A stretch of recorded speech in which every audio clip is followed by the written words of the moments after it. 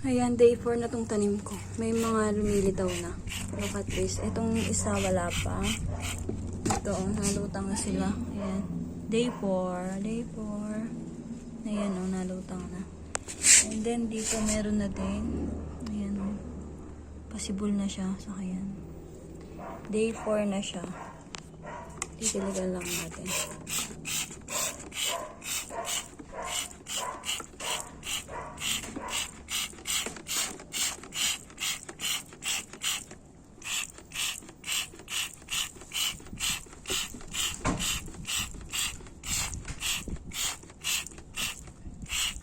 Dito sa dalawang to wala pang nalutang.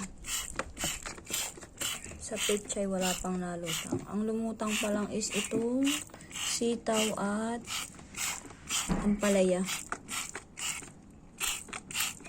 Yung okra at saka yung hindi pa nalutang. Ito yung okra Okra at saka